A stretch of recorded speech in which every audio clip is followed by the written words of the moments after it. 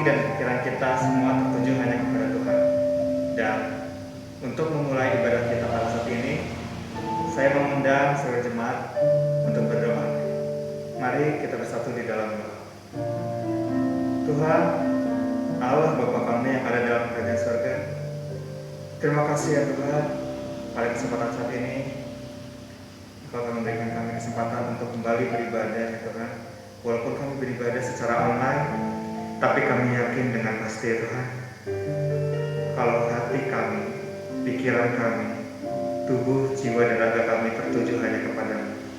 Dan biarlah kiranya saat ini Engkau berbicara ya Tuhan kepada kami.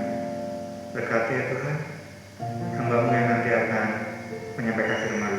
Terima kasih Tuhan Yesus. Dalam nama Tuhan Yesus kami mengucap syukur dan berdoa. Haleluya. Amin.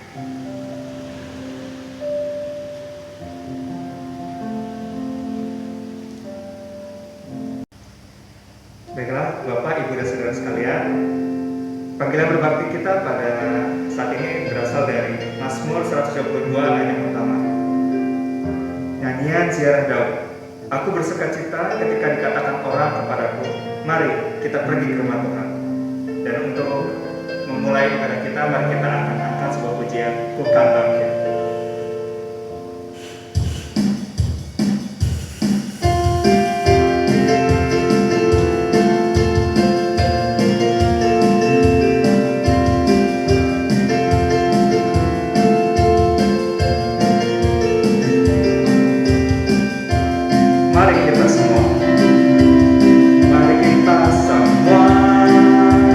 Umat pilihan Allah, dengarkan panggilan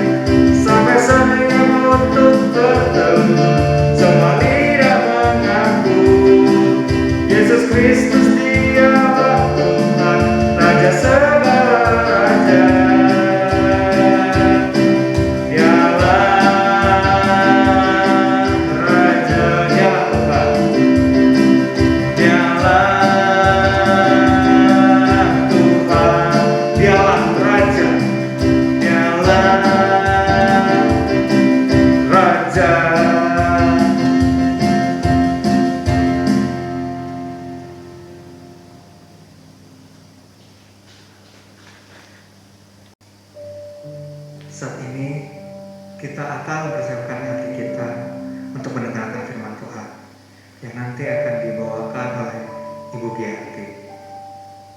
Dan untuk itu kita akan menyanyikan sebuah pujian, sungguh indah.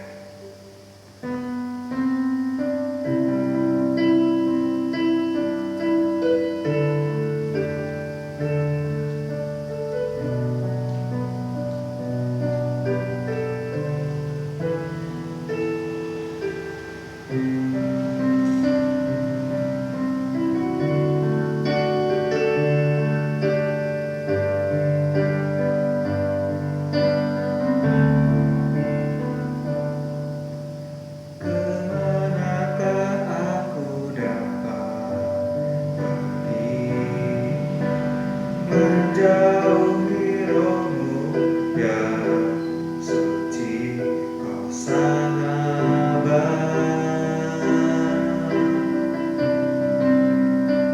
dan kau dekat,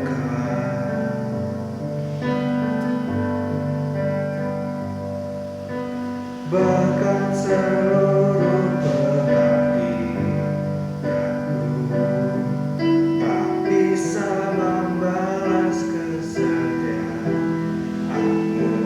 sungguh mulia dan berharga,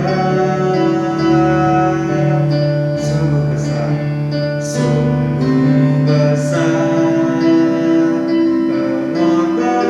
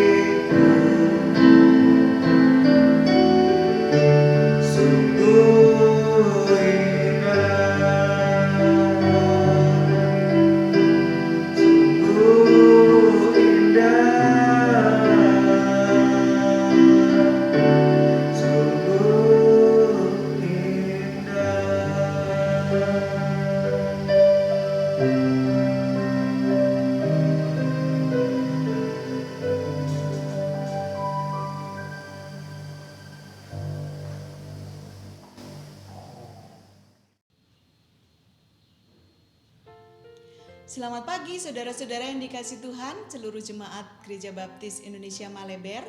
Terima kasih pagi ini saya diberi kesempatan untuk boleh menyampaikan kebenaran firman Tuhan dalam ibadah hari Minggu tanggal 18 Juli 2021. Bagaimana kabar Bapak Ibu Saudara sekalian? Tetap sehat? Itu doa saya. Sekalipun kita masih dalam rangka PPKM darurat, mari kita terus mendukung upaya pemerintah dalam melaksanakan PPKM darurat ini sehingga laju penularan virus COVID-19 ini dapat ditekan dan kita semua dapat tetap sehat.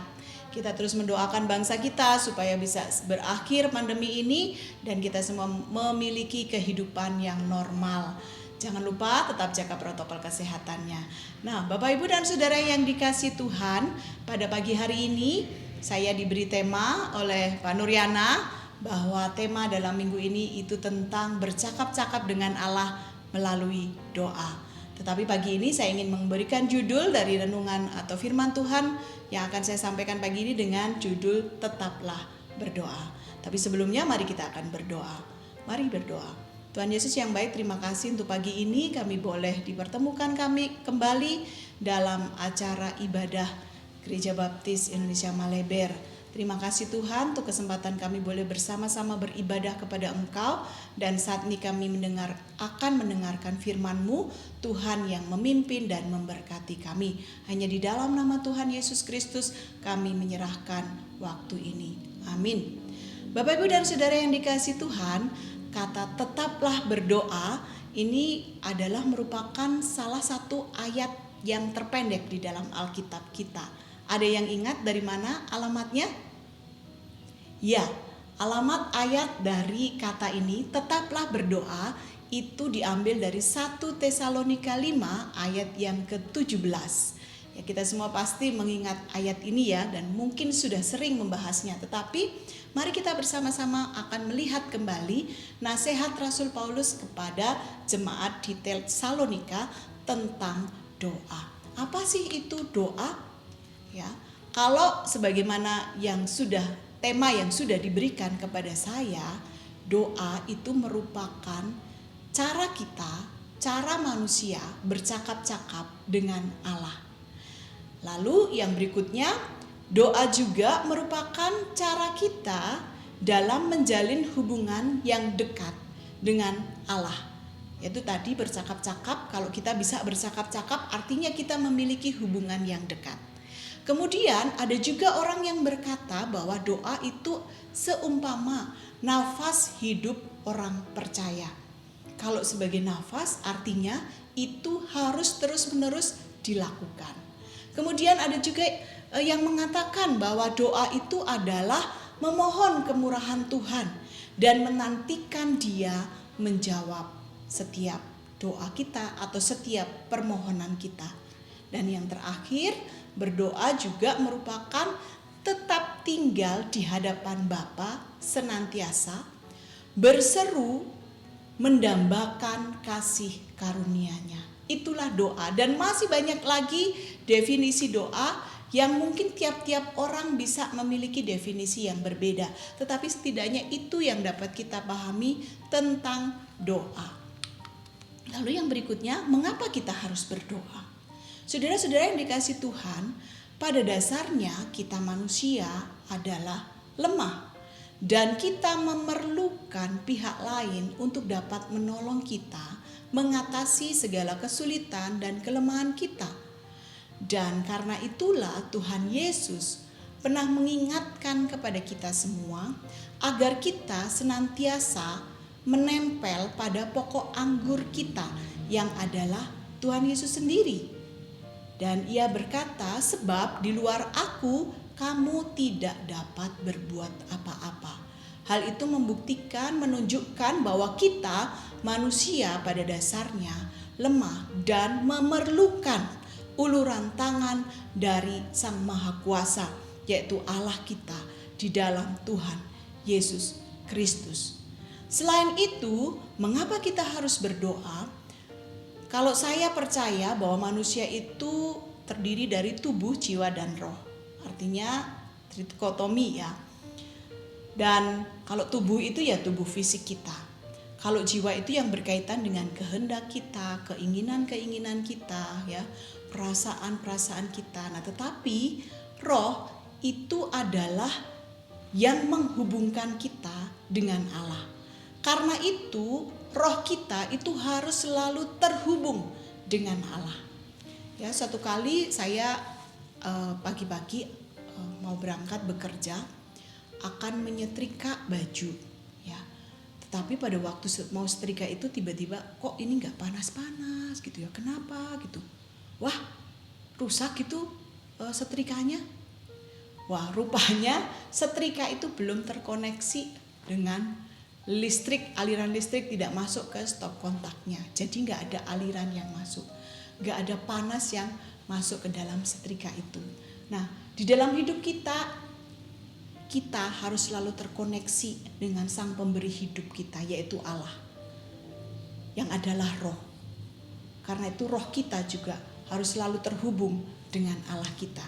Itulah sebabnya mengapa kita harus berdoa, supaya roh kita tetap hidup, roh kita tetap terkoneksi, roh kita tetap terhubung dengan Allah, Sang Pencipta segala sesuatu, dan Allah sebagai pemilik hidup kita. Itulah pentingnya mengapa kita harus terus berdoa. Kemudian bagaimana kita berdoa? Kalau dari 1 Tesalonika 5 ayat yang ke-17 tadi dikatakan, kata Rasul Paulus, tetaplah berdoa. Kata tetap itu dapat diartikan sebagai sesuatu yang terus-menerus dilakukan. Dan kata tetap juga artinya tidak putus-putus, terus-menerus itu tidak putus-putus, selalu, ya. Karena doa sebagai nafas hidup orang percaya, maka tidak boleh berhenti dalam melakukannya. Dalam Matius 6 ayat 5 sampai 13, Tuhan Yesus mengajar bagaimana kita berdoa. Kita bisa lihat bersama-sama apa yang diajarkan Tuhan Yesus. Ketika kamu berdoa, berdoalah demikian. Bapa kami yang ada di surga, dikuduskanlah namamu, datanglah kerajaanmu, jadilah kehendakmu di bumi seperti di surga, dan seterusnya. Kita bisa melihat nanti di dalam Matius pasal yang ke-6 ayat 5 sampai 13. Lalu yang kedua, bagaimana kita berdoa? Yang jelas ketika kita berdoa, kita harus berdoa dengan penuh iman, dengan penuh keyakinan, seperti yang sudah dikatakan oleh Tuhan Yesus di dalam Matius 21 ayat 22. Dia berkata, "Dan apa saja yang kamu minta dalam doa, dengan penuh kepercayaan kamu akan menerimanya." Jadi saudara-saudara yang dikasihi Tuhan, selain kita berdoa itu harus terus-menerus, harus selalu, harus tidak ada putus-putusnya, kita juga harus berdoa dengan penuh keyakinan, dengan iman yang teguh.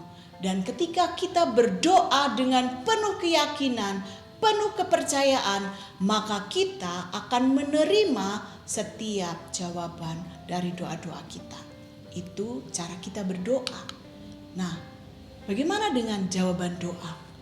Bagaimana Allah menjawab doa kita? Ya, kita semua sudah hafal dan kita sudah tahu bagaimana Tuhan menjawab doa kita. Jawabannya hanya ada 3. Ya, tunggu, dan tidak. Ketika Tuhan menjawab ya, itu artinya saat itu juga Tuhan menjawab doa kita. Pernahkah Bapak Ibu mengalami hal ini?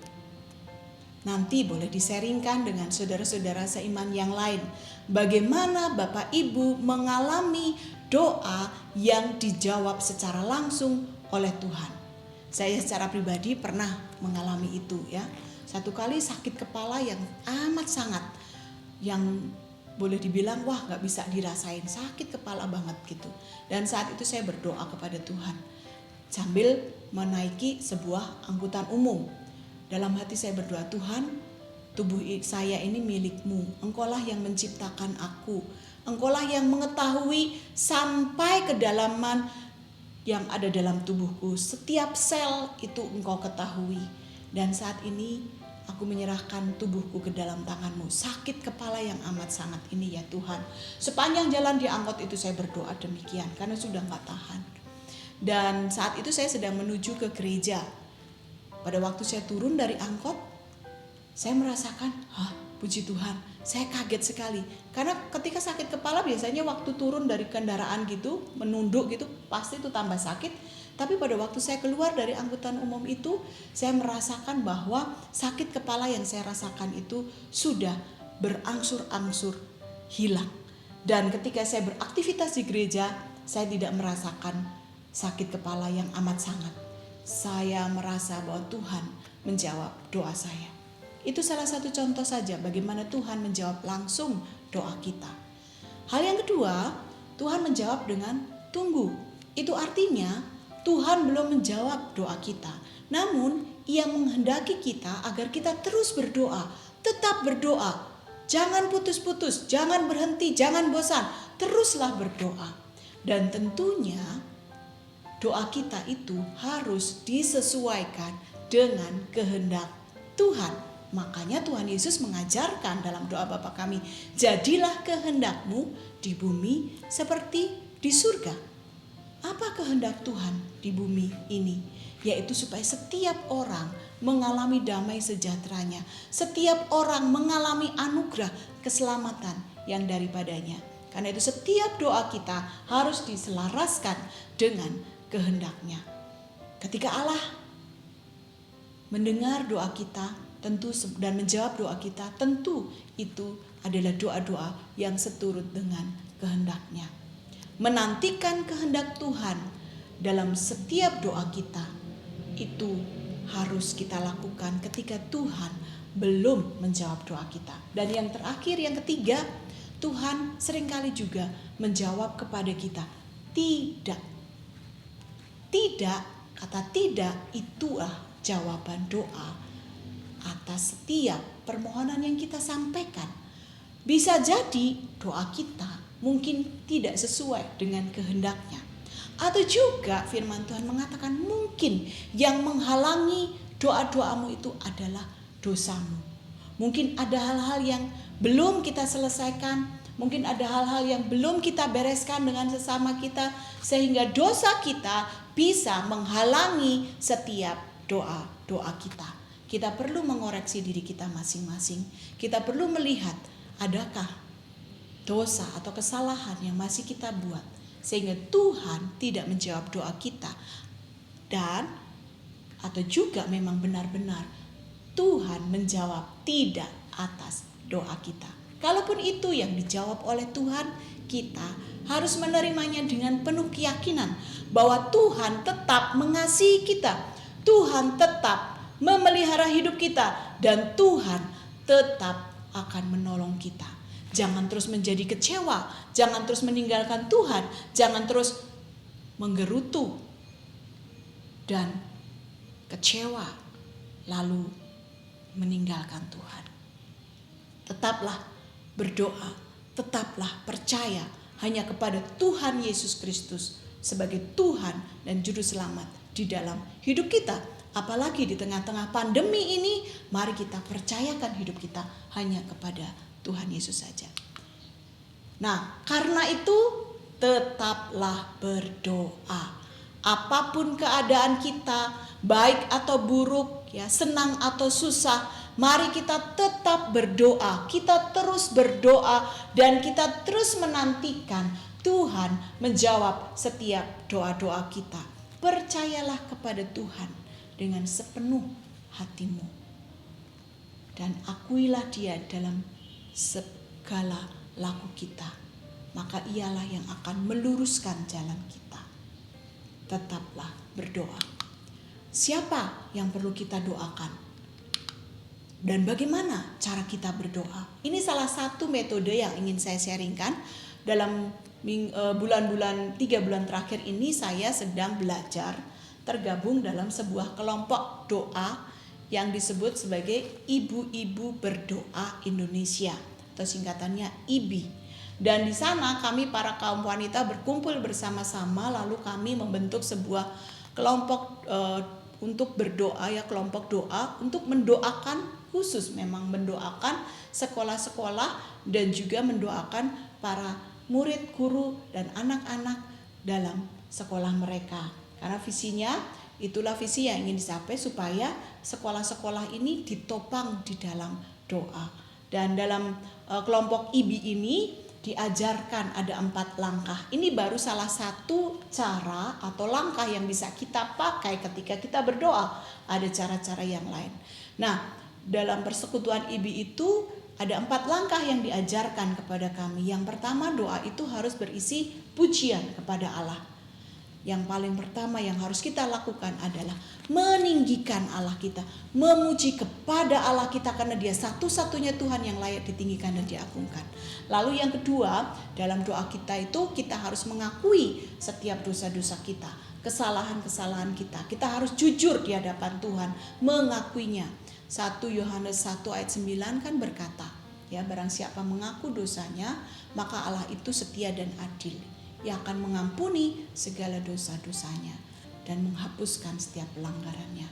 Nah, itulah pentingnya mengaku dosa. Lalu yang ketiga, baru kita naikkan ucapan syukur kita atas setiap karunia yang Tuhan sudah berikan kepada kita dan juga berkat-berkat dalam kehidupan kita.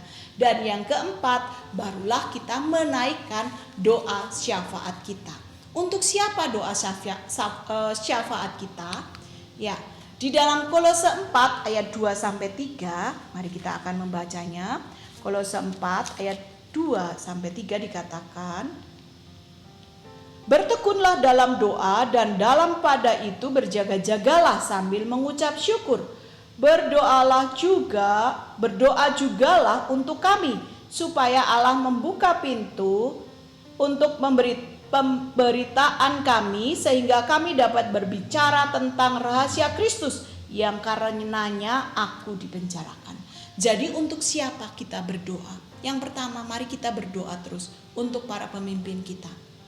Baik pemimpin di gereja, ya, seperti gembala sidang kita, para panitia perancang gitu ya, guru-guru sekolah minggu. Mari kita doakan mereka, para pelayan-pelayan Tuhan yang bekerja di ladang Tuhan dalam pewartaan kabar baik, Injil keselamatan itu. Kita doakan mereka, kita dukung mereka. Mereka memerlukan doa-doa kita. Lalu siapa lagi yang harus kita doakan? Tentu saja doakanlah para pemimpin bangsa kita. Mereka pun memerlukan setiap doa kita. Mereka sungguh-sungguh, apalagi dalam situasi pandemi ini, mereka sungguh memerlukan doa Bapak Ibu Saudara sekalian. Doakan presiden kita, wakil presiden, para menteri, para pemimpin daerah beserta jajarannya, ya, dari gubernur, bupati, wali kota, camat, lurah, RT RW di mana kita tinggal, doakan mereka. Lalu kita juga perlu berdoa bagi suku-suku bangsa yang belum mengenal Allah, agar mereka mendapat kesempatan mendengar berita keselamatan itu. Doakan dari sekarang. Ya, kalau di gereja kami, di Gereja Baptis Pertama Bandung, setiap bulan kita selalu ada waktu untuk kita mendoakan bangsa-bangsa. Di mana di situ kesempatan bagi kita untuk berdoa bagi suku-suku yang terabaikan. Dan mulai dari sekarang mari kita doakan supaya mereka mendapat kesempatan mendengar kabar baik. Dan yang terakhir, mari kita berdoa tentunya bagi pergumulan pribadi kita, syafaat kita bagi diri kita, atau juga bagi orang-orang yang ada di sekitar kita. Tetaplah berdoa dalam keadaan apapun, jangan putus harapan. Tetaplah berdoa atau teruslah berdoa sekalipun seolah-olah Tuhan tetap diam. Teruslah berdoa sampai sesuatu terjadi atas kehendak Tuhan. Dan teruslah berdoa sampai Tuhan mendengar dan memberi jawaban. Sekali lagi Bapak Ibu dan Saudara yang dikasihi Tuhan, tetaplah berdoa. Jadikan doa sebagai nafas hidup kehidupan kita sekalian. Jadikan doa sebagai waktu bagi kita untuk kita terus bercakap-cakap dengan Allah, berhubungan dengan Allah, menjalin hubungan yang lebih akrab dengan Allah kita, Sang Pemberi hidup, dan Sang Penguasa dalam hidup kita. Efesus 6 ayat 18 juga berkata, berdoalah setiap waktu di dalam roh dan berjaga-jagalah di dalam doamu itu. Yakobus 5 ayat 16 berkata, doa orang yang benar bila dengan yakin didoakan maka sangat besar kuasanya. Dan Yeremia 33 ayat 3 berkata, berserulah kepadaku, maka aku akan menjawab engkau dan aku akan memberitahukan kepadamu hal-hal besar yang tidak terpahami, yakni hal-hal yang tidak kau ketahui. Yes, Yeremia 33 ayat 3. Mari saudaraku yang dikasihi Tuhan, di tengah pandemi ini jadikan doa sebagai gaya hidup kita, sebagai nafas hidup kita.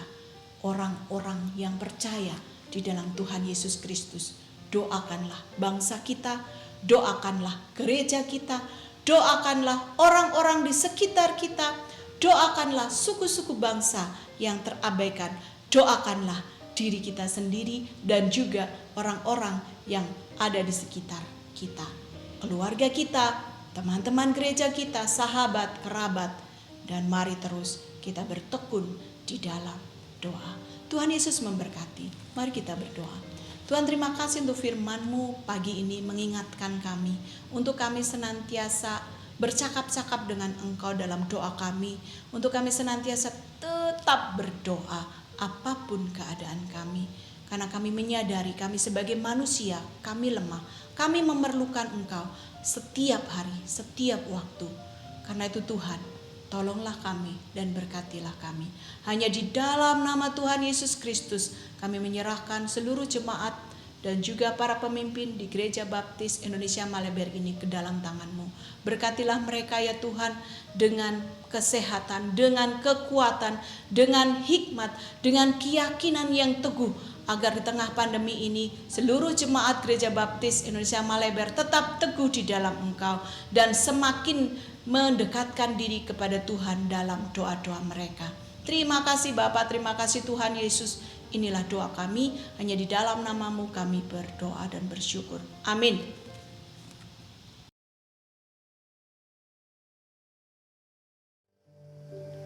Terima kasih kepada Ibu Giarti yang telah menyampaikan firman Tuhan. Dan biarlah kiranya Ibu Giarti beserta keluarga selalu dilimpahkan berkat oleh Tuhan.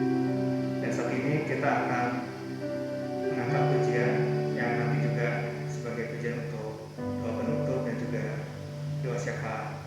Kita akan mengangkat pujian doa kami.